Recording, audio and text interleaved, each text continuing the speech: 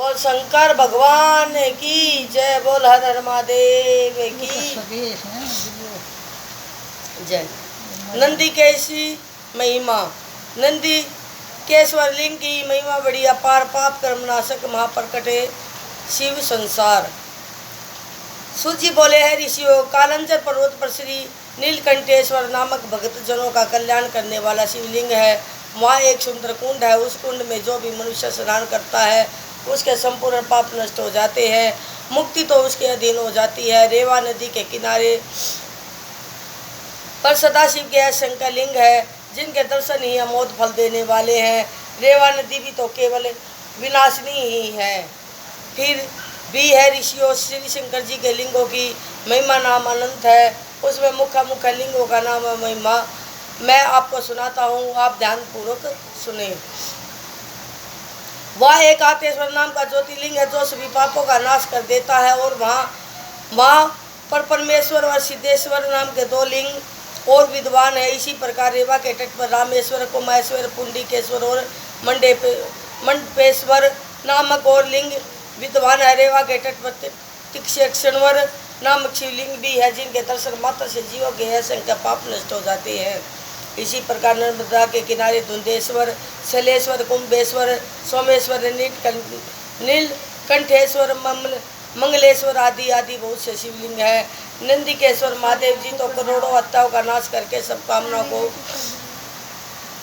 पूर्ण करके सायुज्य मुक्ति प्रदान करते हैं। इनके पूज्य भी सभी प्रकार की रिद्धि सिद्धियां प्राप्त हो जाती है। वहाँ श्री महावीर द्वारा माँ कपीश्वर लिंग भी विद्वान है, वह भी अनंत फलों को देने वाला है। इतना सुनकर ऋषि बोले, सूजी अब का आप कृपा करके नंदिकेश्वर लिंग की महिमा का वर्णन करे। सूजी बोले, सुनिए, चारों वर्णों में से अवतीसी देवा नदी के पश्चिम किनारे पर पवित्र एक नगरी है, जिसमें एक ब्राह्मण निवास करते थे जो ऊंचे कुल के थे। उनकी एक पत्नी एवं दो पुत्र थे। जब वे ब्राह्मण वृद्ध हुए तो अपनी पत्नी को पुत्रों के अधीन करके स्वयं शिवपुरी काशी में आकर निवास करने लगे। समय पाकर उनकी वहाँ मृत्यु हो गई। उनकी मृत्यु का वृत्तांत सुनकर पुत्र वहाँ पहुँचे और विधि पूर्वक पिता का अंत्येष्टि संस्कार सादर पिंड आदि सभी किए, और उसके बाद ब्राह्मणी स्वयं अपने पुत्रों का पालन पोषण करती रही। फिर जितना भी उसके पास धन था उसमें से कुछ अपने पास रखकर बाकी दोनों पुत्रों को बराबर बांट दिया। समय पाकर ब्राह्मणी का मृत्यु काल भी निकट आ गया। पुत्रों ने उसे बचाने के लिए बहुत सा उपाय किए, धर्म दान पुण्य किए, किंतु उसका कष्ट कभी किसी प्रकार का भी निवृत्त न हुआ। तब उस ब्राह्मणी ने पुत्र से कहा, ऐ पुत्र सुवाद,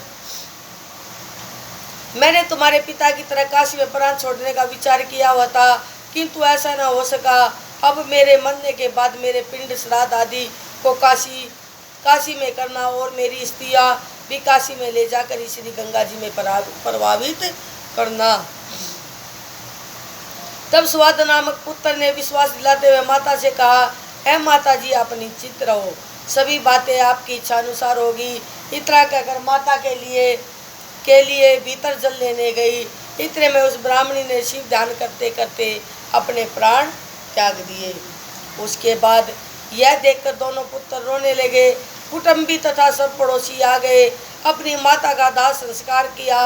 फिर स्वाद पुत्र ने माता की अभिलाषा के अनुसार माता की अस्थियां काशी में ले जाने के लिए चले।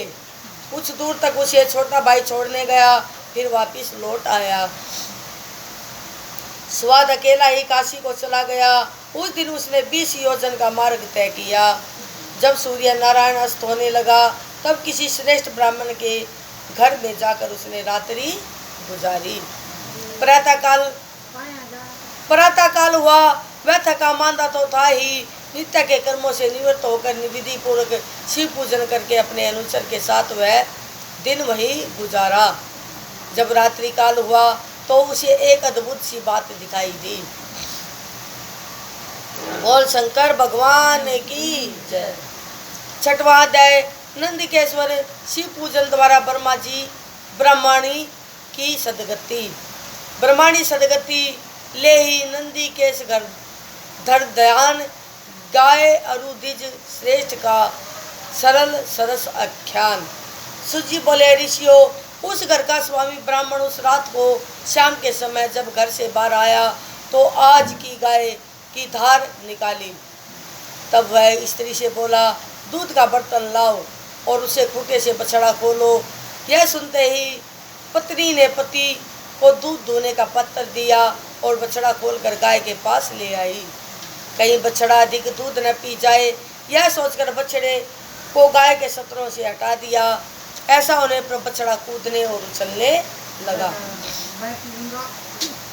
ब्राह्मण के रोकने के प्रयत्न पर भी पांव में बड़ी ठोकर लगी। फिर उसे भी क्रोध आया और डंडा लेकर उसे बछड़े को पीटना शुरू किया। यह देखकर बेचारी गाय रोने लगी और कर ही क्या सकती थी। बछड़े को मार पीट कर ब्राह्मण ने दूध निकाल लिया, फिर चलता बना। किंतु गाय बहुत ही दुखित और विलाप कर रही थी। यह देखकर बछड़ा बोला, माता जी, तुम क्यों रोती हो? यह सब तो कर्मों का खेल है, तुमको दुख नहीं होना चाहिए।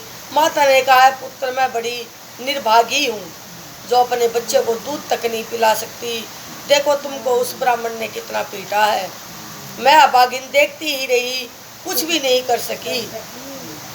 तब बछड़ा बोला, है माता, तुम धैर्य धारण करो, भाग्यों के अनुसार यह सब कुछ होता रहता है। जो जैसा करता है वैसा ही फल भोगता है। मुझे निरपराध को मारने का फल उस ब्राह्मण को अवश्य मिलेगा। सूत जी बोले, इस प्रकार ज्ञान की बातें अपने बछड़े से सुनकर शोक करती हुई गाय बोली, है पुत्र, मैं सब कुछ जानती हूँ, किंतु माया में फंसकर मुझसे यह दुख देखा नहीं जाएगा।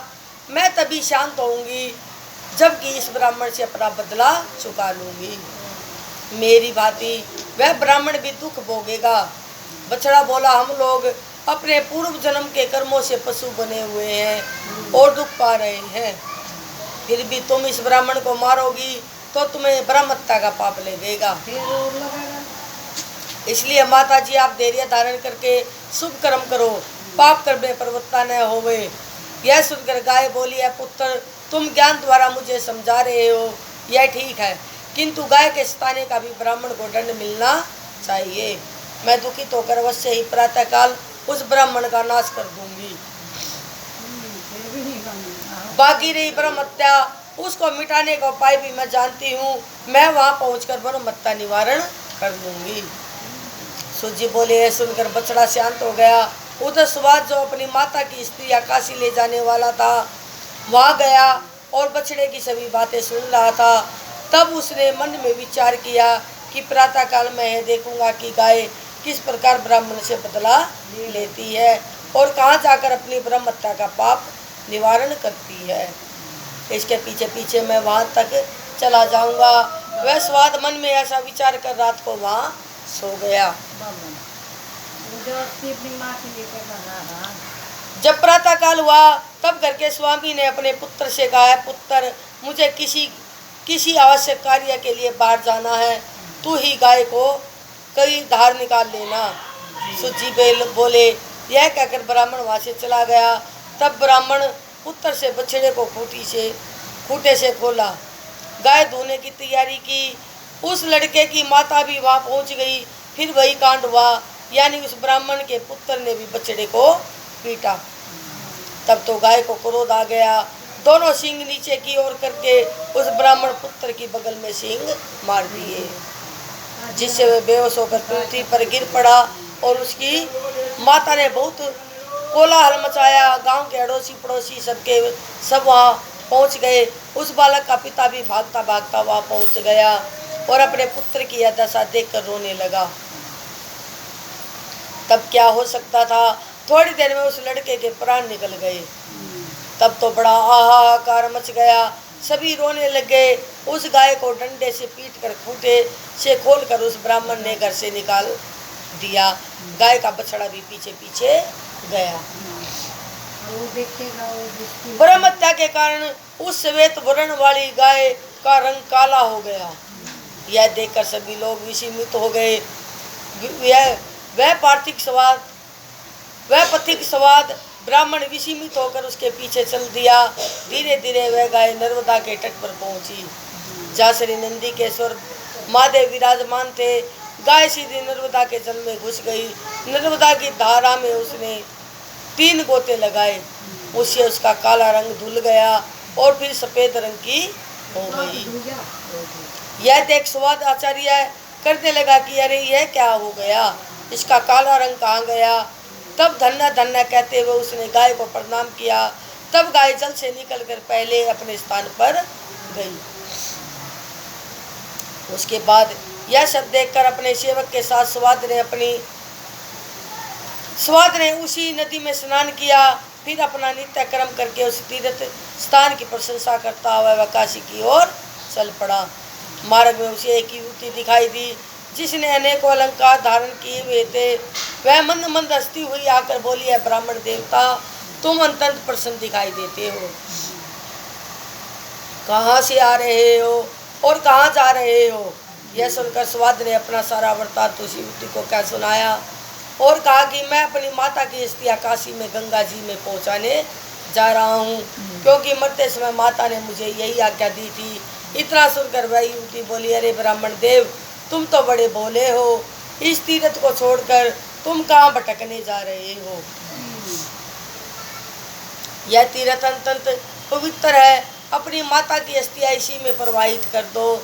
और प्रति वर्ष वैशाख शुक्ल पक्ष सप्तमी के दिन इसी नर्मदा नदी की पवित्र धारा में श्री गंगा जी आती है और आज वही शुभ दिन है।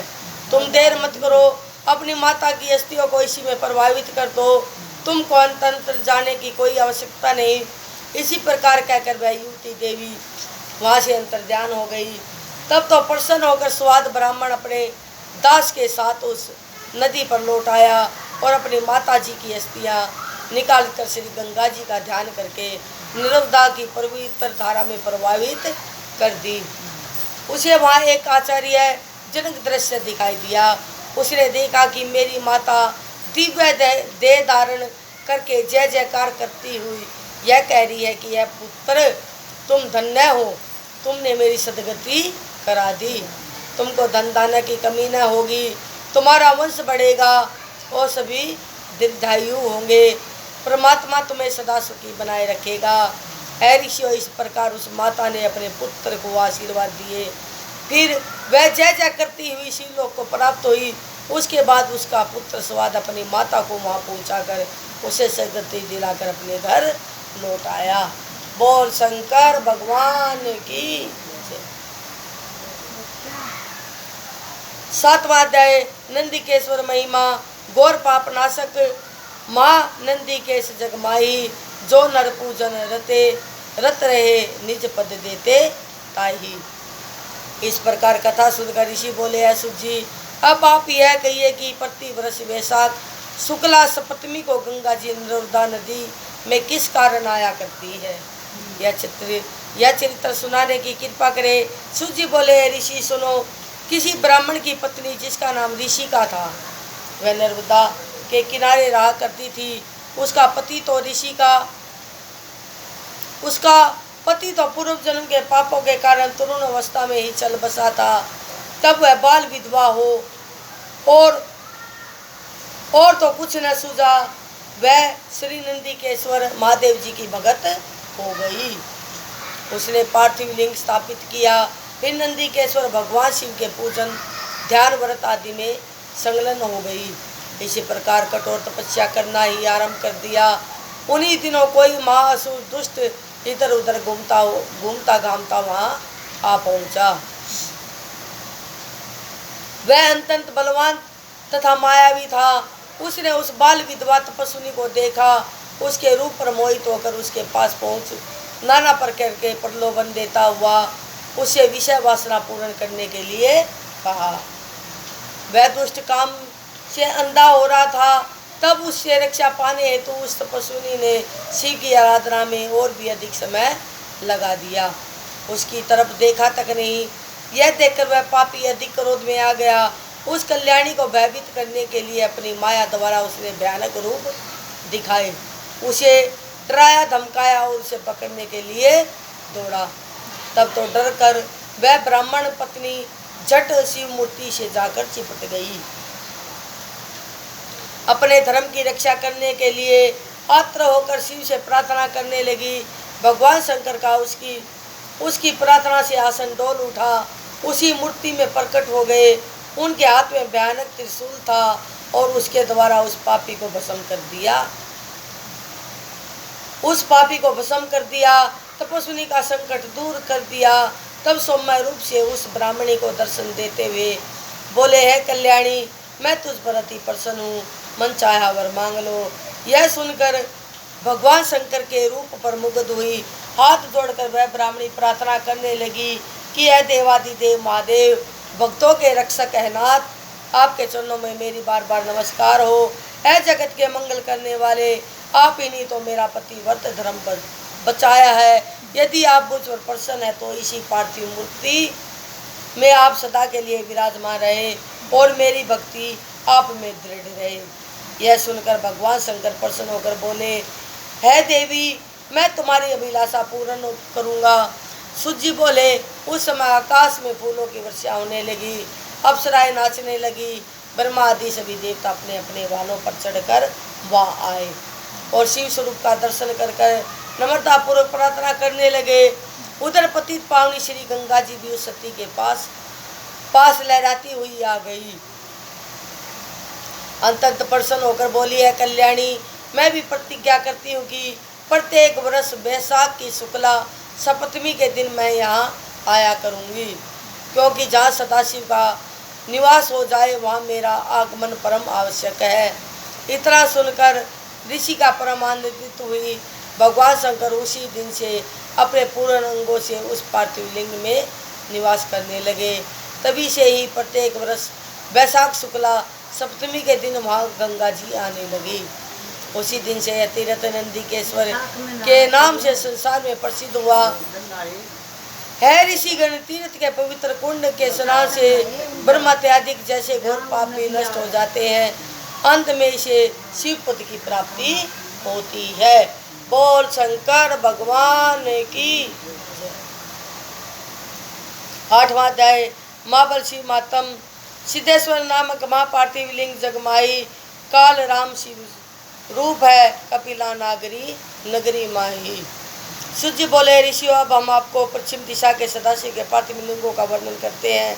कपिला नाम की एक नगरी है, उसमें काल रामेश्वर नाम का शिवलिंग है। उनके दर्शन से सभी पापों का नाश होता है। पश्चिम समुद्र की ओर सभी कामनाओं को पूर्ण करने वाले सिद्धेश्वर नाम पार्थिव लिंग प्रसिद्ध है और अनेकों तीर्थ वहाँ विद्यमान है। समुद्र के किनारे एक गोकर्ण क्षेत्र भी है, वहाँ स्नान करने से ब्रह्मात्यादि पापों की निवृत्ति हो जाती है। उसी तीर्थ में अनेकों पार्थिव लिंग भी विद्यमान है। ए मुनियों, महाबली गोकर्ण को सातों रसातल एवं गुफा में भ्रमण करते हैं। वे कली काल के लगने पर कुछ लय को प्राप्त हो जाएंगे, फिर अपने ही पराक्रम में शिव पूजन करके शिव रूप होंगे। हे मुनियों, वह वही गोकर्ण तीर्थ है जिनमें सभी नक्षत्र जाकर शिव स्वरूप हो जाते हैं, जो ब्रह्मा विष्णु इंद्र विष्णुदेव मरुदगण वसु सूर्य अश्विनी कुमार चंद्रमा नक्षत्र अपने अपने बालों पर चढ़कर उसके पूर्व की ओर भ्रमण करते हैं। यमराज चित्रगुप्त काल अग्नि पितर अपनी अपनी विभूतियों के साथ दक्षिण की तरफ दर्शन करते हुए भ्रमण किया करते हैं। सागर पति वरुण देव गंगा सिंधु नदियों में लेकर तीर्थ की पश्चिम की ओर दर्शन करते हुए भ्रमण करते हैं। कुबेर पवन भद्रकाली चंडिका तथा भूत प्रेत पिशाच आदि को साथ लेकर भवानी उत्तर की ओर सदाशिव के दर्शन में लगी रहती है। सारे देवता पितृ गंत्र उच्चारण सिद्ध विद्याधर किन्नर की पुरुष ग्रह खड़ बेताल पिशाच बलि दीति के पुत्र देता तथा सर्वगण व मुनिगण आदि सभी सदाशिव के पवित्र दर्शन करके अपनी सभी मनोकामनाएं पूर्ण करते हैं। वहाँ महाबल सदाशिव की मूर्ति प्रत्यक्ष रूपेण मोक्ष दीपिका है। वहाँ हर एक वर्ष को माघ कृष्ण पक्ष चतुर्दशी के दिन सदाशिव का पूजन होता है। हे मुनियों, उसके पूजन करने से एक चंडाली के पाप निवृत्त हो गए और वह अंत में शिव लोक को प्राप्त हुई। बोल शंकर भगवान की जय। चंडाली की मुक्ति। कामा सकता विला सुद्रा पापी मुक्ति, शंकर वंदन मात्र से सुलभ सनातन मुक्ति। क्या हो गया माँ? सूजी बोले ऋषियों, अब हम आपको महाबल शिव पूजन के द्वारा चंडाली के मुक्ति होने की कथा सुनाते हैं। आप सुनिए। वह चंडाली पूर्व जन्म में ब्राह्मणी की कन्या थी, उसका नाम सोमनी था। जब वह विवाह के योग्य हुई तो उसके पिता ने एक श्रेष्ठ ब्राह्मण के साथ उसका विवाह कर दिया। विवाह होने की देर थी, वह विषय विलास में पड़ गई। दिन रात विलय विलास में पड़कर उसने अपने पति को भी रोगी बना दिया। कई दिन के बाद उसके पति की मृत्यु भी हो गई, किंतु उसके विषय भोग की लालसा न छूटी। वह अब स्वतंत्र तो हो चुकी थी। अपने कामाग्नि को बुझाते हुए एक दिन वह वेश्या बन गई। यह देखकर उसके परिवार वालों ने उसकी चोटी पकड़ ली। घसीटते घसीटते उसे निर्जन वन में छोड़ आए। फिर वह उस वन में घूमने लगी। इसी प्रकार घूमते घूमते एक दिन किसी अंतर शूद्र के दरवाजे पर पहुंच गई। शूद्र ने उस युवती को जो ही देखा तब तो वह कामासक्त हो गया। उस युवती को और क्या चाहिए था, शूद्र की अर्धांगिनी होकर वहाँ रहने लग गई। शूद्र के साथ मांस मद आदि अभक्ष्य वस्तुएं खा पी कर दिन रात विषय भोगने लग गई। एक लड़की भी उसकी वहाँ पैदा हुई।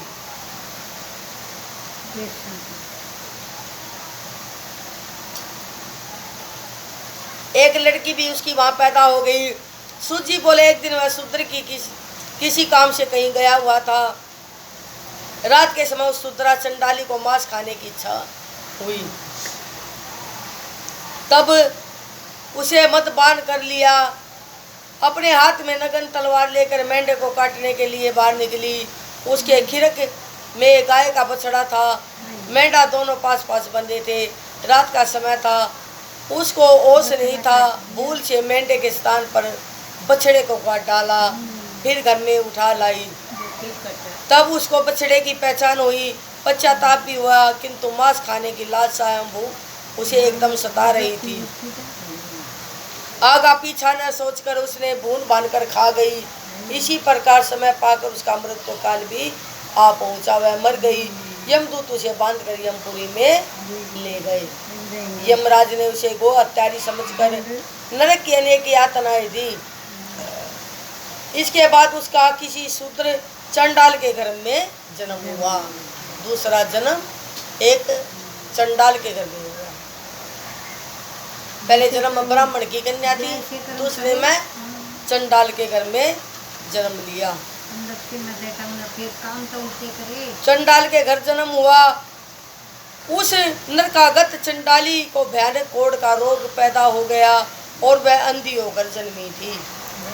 वो अंधी भी थी और कोढ़ भी उसका था। कोढ़ के कारण कोई भी उसे पास नहीं भटकने देता था।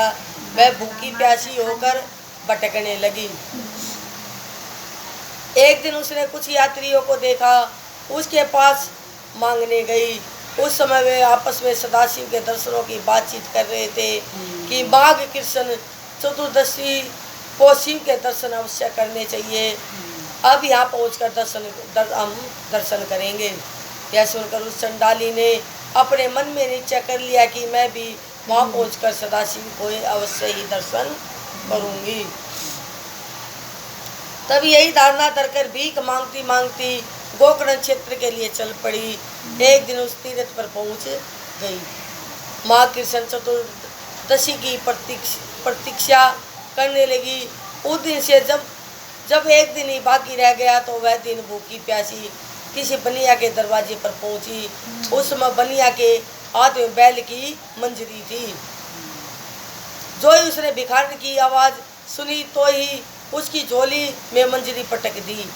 बेचारी भूखी भिखारी ने तो दुखी तो होकर वह मंजरी दूर फेंक दी।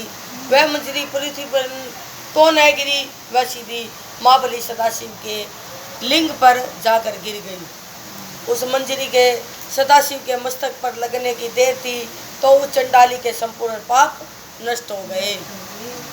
फिर माघ कृष्ण चतुर्दशी का शुभ दिन भी दूसरे दिन आ पहुंचा। वहाँ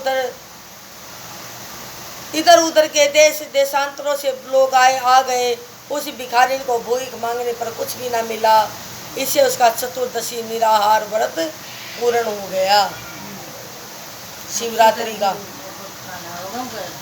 भूख के कारण रात भर जागती रही, इससे उसका जागरण भी हो गया। तब तो सदाशिव उस पर प्रसन्न हो गए, उसे आत्म शांति प्राप्त हुई। शिव की इच्छा से उस दिन उसकी मृत्यु हो गई। शिव कृपा से उसके लिए वहाँ विमान आ गया, उसके ऊपर चढ़कर वह शिवलोक में चली गई। सूजी बोले, है ऋषियों, अज्ञानता तथा भूल से सदाशिव का किसी प्रकार से भी पूजन दर्शन हो जाए तो उस पर भी आशुतोष शंकर प्रसन्न हो जाते हैं। यदि भाव से भक्ति से जो कोई महाबल शिव का अर्चन करे तो उसको मोक्ष अवश्य प्राप्त होता है। बोल शंकर भगवान की। इसमें कही है, अगर भूल ले तो भगवान शिव के दर्शन हो जा, भूल कर भी, और उसका व्रत हो जा, जागरण हो जा, उससे भी भगवान प्रसन्न हो जाए। और जो जानबूझ का व्रत करे है, उसकी पूजा करे है, अर्चना करे, तो उसकी तो कहने की बात की। बोल शंकर भगवान की जय। 10वां अध्याय माँ बल शिव मातम वर्णन। शिव पूजन जग में महा पाप मुक्ति का हेतु, नून पापी तरण को भव सागर का सेतु।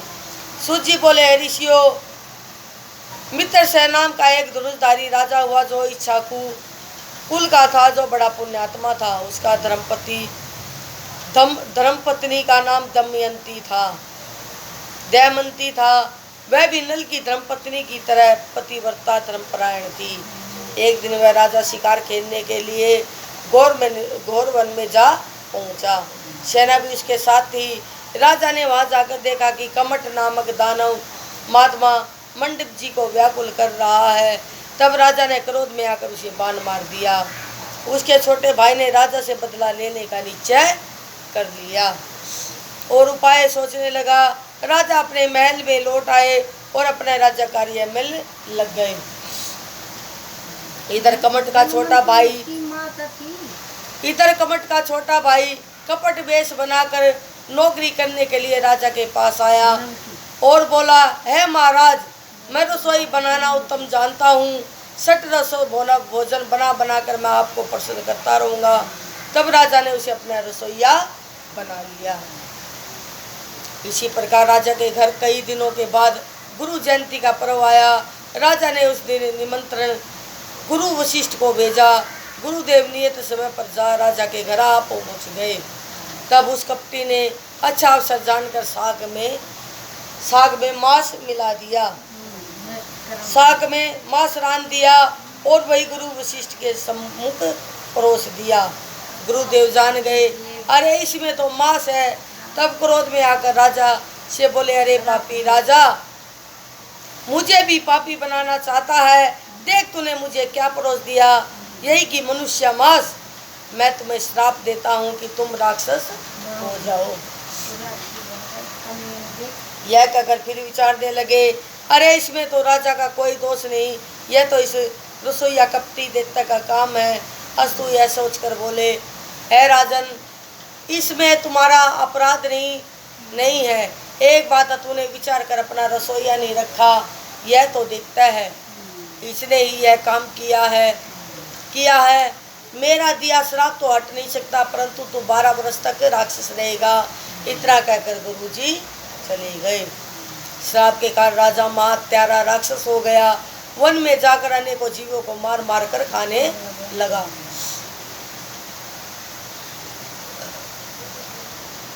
वह भयानक रूप था। एक दिन वह घूमते घूमते एक आश्रम पर पहुंचा। वहां उसने एक मुनि को देखा जो अभी किशोर अवस्था का था। इसको देखकर वह ललचाया, वह पकड़ने को दौड़ा। मुनि पत्नी तरुणी ने उसे देख लिया। वह भूखा तो था ही, उसने खाने के लिए तैयार हो गया। मुनि पत्नी ने नरम होकर बड़ी प्रार्थना की कि है महाराज इसे छोड़ दो, पर वह भूखा राक्षस कब तक मानता था। मुनि को बगल में दबाकर उसका सिर फोड़ दिया और खा गया। उसकी हड्डियां वहां फेंक कर चलता बना। मुनि पत्नी ने तब रोते रोते पति की अड़िया सुनी। चिता बनाकर अंत में उस विकर रूप धारी राक्षस को श्राप देती हुई बोली, है नीच राक्षस, तूने मेरा पति मार दिया है, मेरा सुख नष्ट कर दिया। जा तू भी किसी स्त्री के साथ विहार करने ले जाएगा तो तेरी भी उसी समय मृत्यु होगी। बोल शंकर भगवान की जय। इस प्रकार श्राप देकर मुनि पत्नी सती हो गई। राजा के श्राप से 12 वर्ष भी समाप्त हो गए। तब राजा को अपना पहले वाला शरीर मिल गया। राजा घर पर पहुंचा, अपना वृत्तांत तथा मुनि पत्नी का श्राप जाकर अपनी रानी को सुनाया।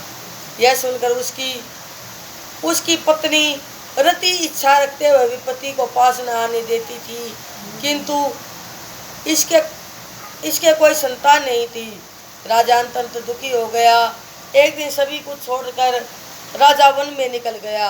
रास्ते में भयानक रूप वाली महाकष्टदायक ब्रह्महत्या को उसने देख लिया। उसे देखकर राजा बहुत डर गया और उसे छूटने के लिए वन में उसने तीर्थ व्रत तप नियम आदि किए, परंतु ब्रह्महत्या ने उसका पिंड नहीं छोड़ा। राजा अंतर्व्याकुल हो गया। इतने में परम पवित्र महात्मा गौतम ऋषि के राजा को दर्शन हो गए। तब भागकर राजा मुनि के चरणों में जा गिरा और उन्हें अपना सारा वृत्तांत कह सुनाया। मुनि पत्नी के श्राप का वृत्तांत भी कहा। फिर बोला, मुनीश्वर आप ही मेरी रक्षा करें, मैं बहुत दुखी हूँ। ब्रह्महत्या मेरे पीछे पड़ी है, इसे बचाओ। यह सुनकर परम दयालु गौतम मुनि दया करके बोले, राजन सुनो, यहाँ से पश्चिमी समुद्र के मध्य में गोकर्ण नामक एक उत्तम तीर्थ है। वहाँ सब प्रकार के पापों के नाशक महाबल नामक सदाशिव का ज्योतिर्लिंग विद्वान है। हे राजन, तुम उसी तीर्थ पर जाओ। वहाँ उस तीर्थ का स्नान करके शिव अर्चन करने से तुम्हारा ब्रह्महत्या से पिंड छूटेगा। ऐ ऋषियों, राजा इस प्रकार दयालु मुनि के वचन सुनकर आनंद को प्राप्त होकर गोकर्ण नदी तीर्थ पर पहुंचा। वहाँ तीर्थ स्नान करके शिव पूजन करते करते राजा के ब्रह्महत्यादिक सभी पाप निवृत्त हुए। फिर वह पापों से मुक्त होकर शिवलोक को प्राप्त हुआ। बोल शंकर भगवान की जय।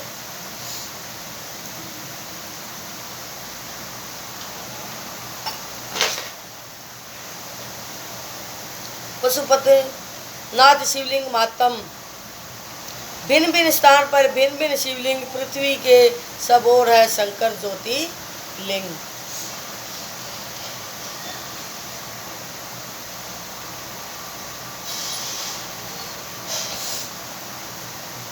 सूर्य बोले, ऋषि अब मैं आपको उत्तर दिशा के शिव ज्योतिर्लिंगों की महिमा सुनाने लगा हूँ, सुनिए। एक और भी गोकर्ण नामक तीर्थ है जो कि संपूर्ण पापों का नाशक है। महापवित्र स्थान है। उस स्थान पर बड़ा रमणीक महावन भी है। उसमें शिव का चंद्रभाल नामक ज्योतिर्लिंग है, जिसके